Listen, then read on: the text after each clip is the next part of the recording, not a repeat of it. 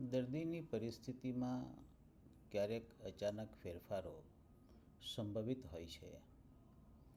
દર્દી નાની મોટી તકલીફો માટે ડૉક્ટર પાસે આવે, ક્યારેક એને દાખલ કરવાની જરૂરિયાત ઊભી થાય અને એ દાખલ થયા બાદ પણ જે રોગ છે એ રોગ શરીરમાં પ્રતિ દિવસે પસાર થાય છે, તો એના કારણે દર્દીની પરિસ્થિતિમાં પણ ક્યારેક બદલાવ આવે છે.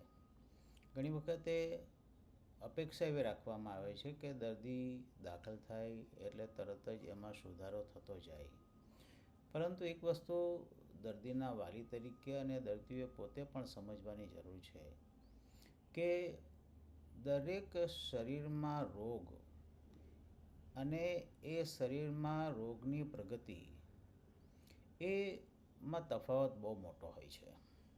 ઘણી વખત એવું બને કે એક વખત દર્દી જે છે એની સારવાર ચાલુ કરી, પ્રતિ દિવસે દર્દી સુધરતું જાય, પણ ક્યારેક એવું પણ બને કે દર્દી જે છે એ સુધરવાની જગ્યાએ ક્યારેક થોડું બગડે પણ ખરું.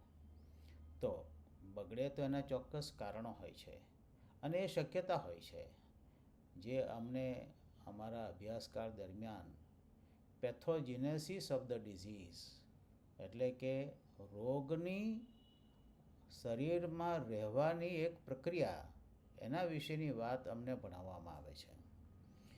જેમ એક ખેતરમાં કોક પાક માટે આપણે વાવણી કરી, તો એ પાક જે છે એ પાકના પરિણામો ખેતરે ખેતરે જુદા છે.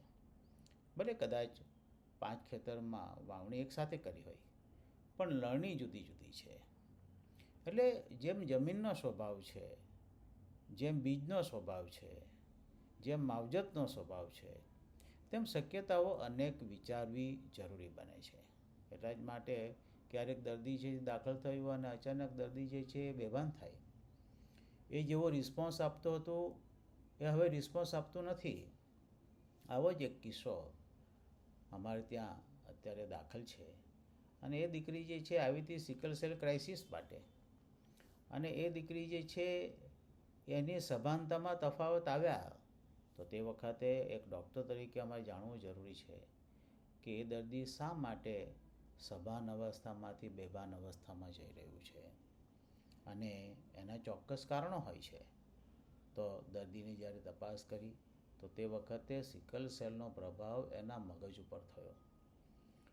ડૉક્ટર માર્મિકભાઈ કે જે પોતે ઇન્ટેન્સિવિસ્ટ છે અને આઈસીયુમાં જે છે દર્દીઓની માવજત કરે છે, એમણે પણ જોયું કે આ દર્દી જે છે એ સભાન અવસ્થામાંથી થોડું બેભાન અવસ્થા તરફ જાય છે. એનું CSF એક્ઝામિનેશન એટલે કે કમરમાંથી પાણી કાઢીને એનો ટેસ્ટ કરવામાં આવ્યો. દર્દી જે છે એનું CT સ્કેન કરવામાં આવ્યું. જરૂર લાગી ત્યારે MRI પણ કરવામાં આવ્યું.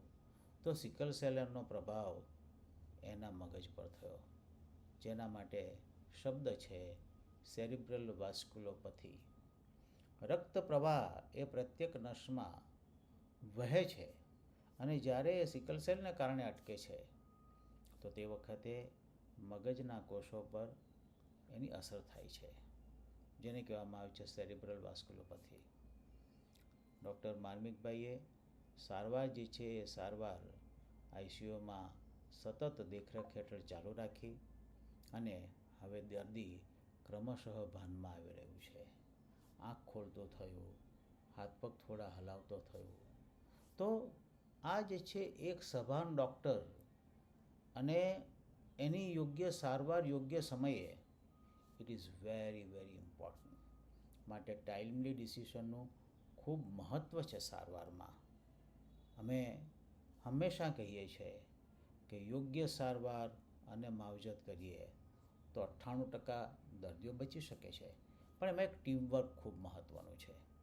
શ્રી સુદીપ મલ્ટી સ્પેશિયાલિટી હોસ્પિટલમાં ડૉક્ટર માર્મિકભાઈ, ડૉક્ટર માલવિકભાઈ, ડૉક્ટર નેહા પટેલ અને અમે સાથે રહીને જે કામ કરીએ છીએ એના કારણે આવા ગંભીર દર્દીઓ, ચાહે એ ડાયાબિટીસના હોય, બ્લડ પ્રેશરના હોય, બ્રેન સ્ટ્રોકના હોય, લકવાના હોય, સિકલ સેલ ક્રાઇસિસના હોય, 98% દર્દીઓ બચીને જઈ શકે છે. પણ શું મહત્ત્વનું છે, ટાઈમલી ડિસિઝન. માટે પ્રત્યેક લક્ષણ જે છે એનું કારણ છે, એ કારણ શોધીને એની સારવાર કરવાની આવશ્યકતા છે. ધન્યવાદ. Thank you very much.